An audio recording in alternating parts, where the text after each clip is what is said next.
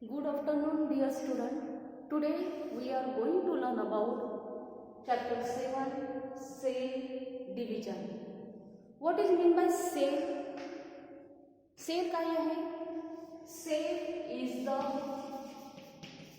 structural and functional unit of life. Structural and functional unit of life. Every living organism are made up of cell. कशापासून तयार झालेला आहे? Sale पासून तयार झालेला आहे. As stated in cell theory, every living cell arises from pre-existing cell. कुठे arise असते? Every cell arises from pre-existing cell. What is meant by pre-existing cell? Pre-existing means सुरुवातीपासून जे सेल प्रेझेंट आहे, आधीपासूनच त्या सेल प्रेझेंट आहे, त्याला म्हटलं जाते pre-existing cell. Life of all multicellular organism start from a single cell, that is zygote. What is meant by multicellular organism or unicellular organism? Unicellular means made up of one cell and multicellular means made up of many cells. Okay? Growth of every living organism depend on cell division. कशावर growth depend आहे? Growth and development of every living organism depend on cell division. Okay, now start cell cycle. What is mean by cell cycle? Cell cycle कशाला म्हणायचं? Sequential event which occur in the life of dividing cell is called cell cycle. त्याला जसं म्हटलं जातं की series of changes or sequentially event occur in the life of cell. Life of cell or dividing cell is called cell cycle. It is represented कशाद्वारे आपण represent करतो? Cyclic manner. It is represented by cyclic manner. There are two phases of cell cycle.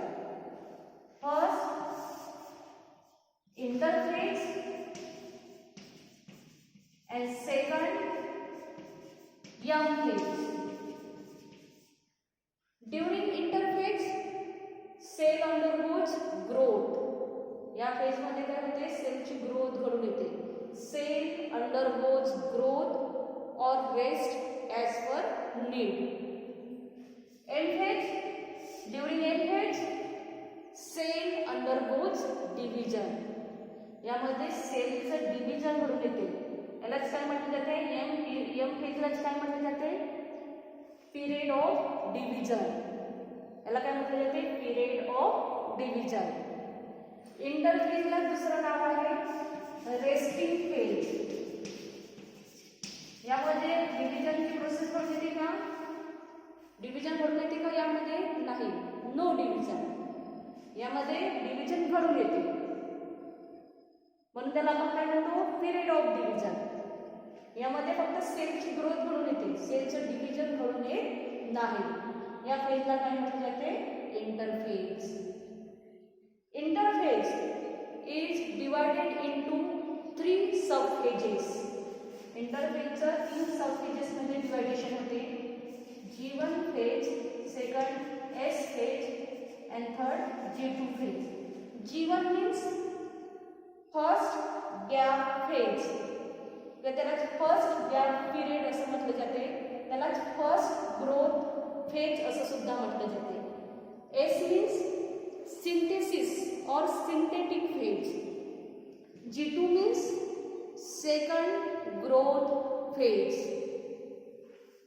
M stand for meiosis and mitosis. Mitosis and meiosis. M stand for mitosis and meiosis. Okay.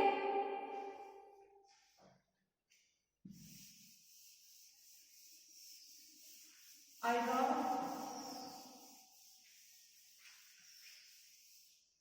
diagram of cell cycle.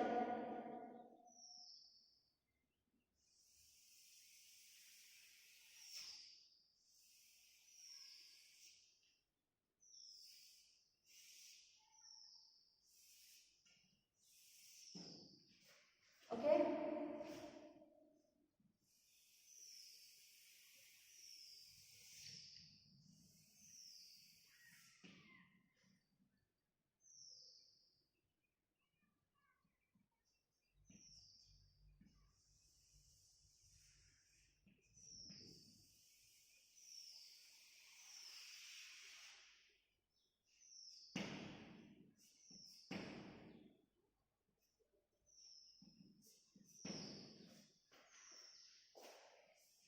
G1 phase, S phase and G2 phase.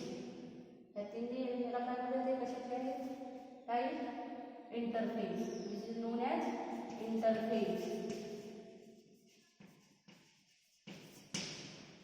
इकडे काय आहे M phase.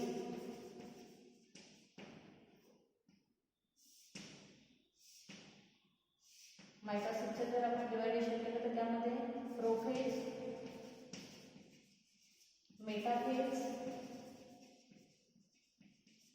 Anaphase and telophase. तर आपल्याला डिटेलमध्ये या चॅप्टरमध्ये बघायचं आहे. Okay. हे जे पोर्शन मी काढलेलं आहे हे कोणते आहे interphase. Interphase divided into 3 subphases: G1 phase, S phase and G2 phase. First growth phase or first gap period, synthetic phase and second growth phase. Okay. M means M stand for mitosis and meiosis. Meiosis जर आपण त्याचे जर phases आपण बघितले तर त्यामध्ये मायटोसिसच्या कोणत्या phases आहेत prophase, metaphase, anaphase and telophase. Okay. First of all G1 phase. आपल्याला काय बघायचं आहे G1 फेज. यामध्ये G1 फेज स्टार्ट करायच्या आधी आपण इंटरफेजचे काही कॅरेक्टरिस्टिक्स लक्षात घेऊया. इंटरफेज काय म्हटले जाते? It is also called resting phase. Interphase means resting phase which is also known as preparatory phase. या फेजलाच काय म्हटले जाते प्रिपरेटरी फेज. प्रिपेअर करते सेल स्वतःला म्हणून याला काय म्हटले जाते प्रिपरेटरी फेज और resting phase. It is the longest phase of the cell cycle. हे कशाची डायग्राम आहे सेल सायकल. या सेल सायकल मध्ये सगळ्यात लॉन्गेस्ट जी फेज आहे interphase is the longest phase of the cell cycle during which cell is highly active. यामध्ये cell कसं असते ऍक्टिव्ह असते highly active and prepared itself for the कशासाठी प्रिपेअर्ड करते सेल स्वतःला for the cell division.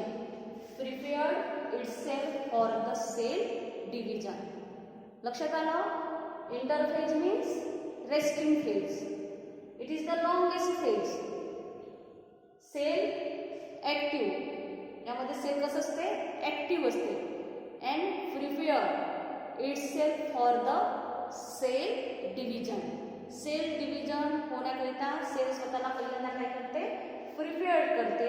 So which is known as preparatory phase. Interphase subdivided into G1, S and G2. First G1. G1 means first gap period. तर त्यालाच म्हटलं जाते first growth phase. It involves synthesis of protein, synthesis of enzymes, and energy required. कशासाठी energy required आहे? Energy required for the DNA replication. DNA replication घडवण्यासाठी आपल्याला प्रोटीनची आवश्यकता असते, त्याचप्रमाणे एन्झाईमची आवश्यकता असते. प्रोटीन सगळ्यांना माहिती आहे. एन्झाईम्स म्हणजे काय होते? केमिकल रिएक्शन कॅटलाइज केले जाते, केमिकल रिएक्शन त्याद्वारे घडवून आणले जाते, त्याला आपण काय म्हणतो? Enzymes. Proteins synthesize during this phase. यामध्ये प्रोटीन सिंथेसाइज होतात. त्याचप्रमाणे enzymes are also synthesize. Energy required for DNA replication. Proliferation of cell organelles also take place. During this phase, cell size increases, means cell growth occur. या phase मध्ये काय होते? Sale growth घडून येते. Organelles duplicate. Duplicate होणे म्हणजे what you mean by काय सांगितलं मी तुम्हाला? proliferation of cell organelles. असं म्हटलं. ऑर्गॅनल्स माहिती आहे. सेल ऑर्गॅनल्स कोणते आहेत तुम्हाला सगळ्यांना माहिती आहे. आपण प्लॅन्ट आणि ॲनिमल सेल्सची स्टडी 10th स्टँडर्डला केलेली असेल, त्यामध्ये सेल ऑर्गॅनल्सची नावं तुम्हाला सगळ्यांना माहिती आहे. proliferation of cell organelles. proliferation means increase the size. सेलचं size increase the number increase करणे, डबल करणे, rapidly increase their number. Okay. यामध्ये काय होते? Organelles duplicate, growth occur, protein synthesize, enzymes also synthesize, and ATP are required. ATP काय आहे? Energy आहे. Adenine triphosphate हे ATPचं नाव लॉंग फॉर्म आहे. Energy required for DNA replication. Okay. Second phase कोणती आहे? सिंथेसिस. त्याला सिंथेटिक फेज असं सुद्धा म्हटलं जाते. DNA replication take place. यामध्ये काय घडून येते? DNAचं रेप्लिकेशन घडून येते. DNA replication occur during this phase. या फेजद्वारे काय होते? DNAचं रेप्लिकेशन घडून येते. What is mean by DNA replication? DNA replication कशाला म्हणतात? DNA रेप्लिकेशन मीन्स DNA काय प्रोड्यूस करते? Exact copy of itself. स्वतःसारखीच एक्झॅक्ट कॉपी तयार करते, त्याला म्हटलं जाते DNAचं रेप्लिकेशन होणे. हे आपल्याला 12th स्टँडर्डमध्ये स्टडी करायचं आहे डिटेलमध्ये. ओके. यामध्ये एस मीन्स सिंथेटिक फेज. यामध्ये काय घडून येते? DNAचं रेप्लिकेशन घडून येते. DNA replication occur during this phase. Histone protein also occur during this phase. या फेजमध्ये हिस्टोन प्रोटीन सुद्धा काय होते? तयार होते. Okay. Then third G2 phase. G2 means second growth phase. G2 means second growth phase. यामध्ये काय होईल? Metabolic activities essential for the cell division occur during this phase. Various proteins necessary for cell division and various proteins are synthesized during this phase. यामध्ये सुद्धा protein काय केले जाते? Synthesize होतात. Protein synthesize during this phase. Okay. RNA synthesis take place during this phase. यामध्ये RNA synthesis, RNA synthesize, protein synthesize in G2 phase. Okay? In animal cell, plant cell and animal cell तुम्हाला सगळ्यांना माहिती आहे. In animal cell, centrioles duplicate. Two centrosomes are formed. Animal cell मध्ये काय होते? G2 phase मध्ये centrioles duplicate होते आणि त्यापासून 2 सेंट्रोमेअर्स तयार होतात, सेंट्रोसोम्स तयार होतात. आणि या फेज मध्ये सेल काय करते? स्वतःला प्रिपेअर्ड, सगळं सेलचं पूर्ण ग्रोथ करून आलं. G1, S आणि G2 फेज झाल्यानंतर सेल काय करते? स्वतःला पूर्णपणे प्रिपेअर्ड केलं. कशासाठी? सेल डिव्हिजनसाठी. आणि कुठे होईल मग? Cell prepared and enter M phase. Cell कुठे एंटर होईल? एम फेज मध्ये एंटर होईल. Okay? M phase stand for mitosis and meiosis. M phase, यामध्ये तुम्हाला एम फेज नाव दिसत आहे. M phase involve karyokinesis and cytokinesis. यामध्ये लक्षात ठेवायचं, M phase involve karyokinesis and cytokinesis. What is meant by karyokinesis and what is meant by cytokinesis? Karyokinesis is the division of nucleus into two daughter nuclei. यामध्ये कशाचं division होते? लक्षात ठेवायचं, division of nucleus. Karyokinesis is the division of nucleus and cytokinesis is the division of cytoplasm.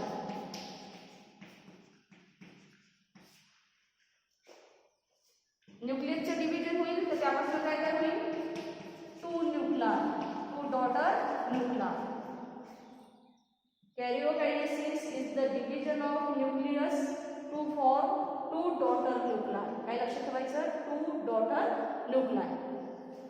Cytokinesis is the division of cytoplasm resulting in 2 daughter cell. यामध्ये sale तयार होईल, 2 daughter cell तयार होईल. यामध्ये 2 daughter nuclei तयार होईल. लक्षात आलं? Cell cycle. What do you mean by cell cycle? Sequential events occur in the life of dividing cell. यामध्ये क्रमाप्रमाणे चेंजेस घडून आलेले आहेत. पहिल्यांदा फर्स्ट ग्रोथ झाली, त्यानंतर सिंथेटिक फेज झाली, त्यानंतर सेकंड ग्रोथ फेज झाली, त्यानंतर डिव्हिजनचं पिरियड आलं. डिव्हिजनचं पिरियड झाल्यानंतर 2 डॉटर न्यूक्लाई तयार झाली. 2 डॉटर न्यूक्लाई तयार झाली, त्यानंतर 2 डॉटर सेल तयार झाली. Okay, understand today's topic? Thank you.